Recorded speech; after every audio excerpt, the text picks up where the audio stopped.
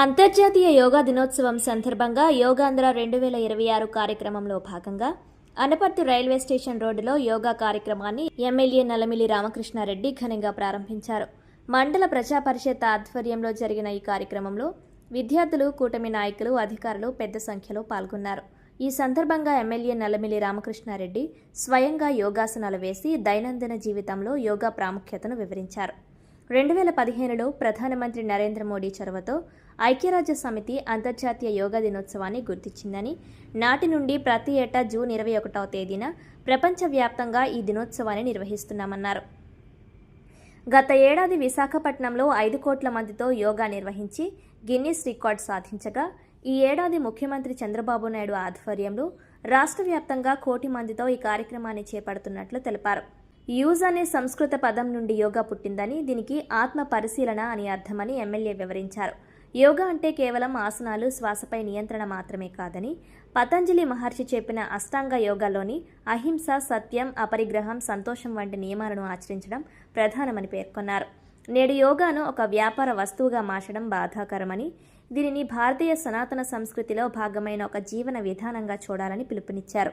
ప్రకృతితో మమేకమై ఆత్మ సంతృప్తి కలిగిన పరిపూర్ణ మానవుడిగా ఎదగడమే యోగా యొక్క ప్రాథమిక లక్ష్యమని ఉద్ఘాటించారు. ఈ కార్యక్రమంలో నియోజకవర్గ కూటమి నాయకులు, వివిధ పాఠశాల విద్యార్థులు, ఉపాధ్యాయులు పాల్గొన్నారు. అదేవిధంగా సత్యం, అహింస ఈ 4 అలవర్చుకున్న తర్వాత మాత్రమే మనం యోగాకు అర్హులు అనే విషయాన్ని ప్రతి ఒక్కరూ కూడా గ్రహించాలి. ఆ తరువాత యమాలు, నియమాలు 2 విధాలుగా దాన్ని విభజించడం జరిగింది. యమాల్లో ఏదైతే మనం ఆసనాలు వేస్తూ ఉన్నామో, శ్వాస మీద నియంత్రణ చేస్తూ ఉన్నామో అవన్నీ దీనిలోకి వస్తే, నియమాల్లోకి వెళ్ళేటప్పటికీ మనలపైన మనం నియంత్రణ చేసుకోవటం, ఏకాగ్రత సాధించటం, తద్వారా ఒక సమాధి స్థితికి వెళ్ళి ఒక జీవన శైలిని మనం మార్చుకునే విధానంగా సులభతరంగా జీవించటం, ఆత్మసంతృప్తితో జీవించటం, నిరాడంబరత పాటించటం, ఇవన్నీ యోగా యొక్క ప్రధాన లక్ష్యాలు.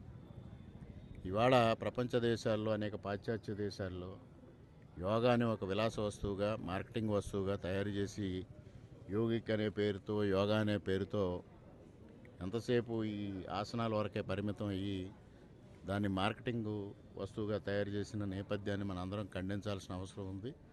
మన భారతీయ సంస్కృతిని పెంచి పోషించడంలో మనందరం బాధ్యత తీసుకోవాలి. ఆ బాధ్యతని ప్రధానమంత్రి నరేంద్ర మోడీ గారు 2015లో తీసుకుని ఐక్యరాజ్య సమితి ద్వారా ఈ యోగా దినోత్సవాన్ని అంతర్జాతీయ యోగా దినోత్సవంగా ఆమోదింపజేసి, ఇవాళ అనేక ప్రపంచ దేశాల్లో దాదాపుగా 170 ముస్లిం దేశాలు కూడా దీన్ని ఫాలో అయ్యే పరిస్థితి తీసుకొచ్చి రావడం జరిగింది. అటువంటి నేపథ్యాన్ని గ్రహించి మనందరం యోగ సాధకులుగా మారి మన జీవన శైలిని మార్చుకుని, మరి జీవన తత్వం, సమగ్ర జీవన తత్వమే యోగా. ఆ విషయాన్ని ప్రతి ఒక్కరూ గ్రహించి ఆ దిశగా ముందుకు వెళ్ళాలి.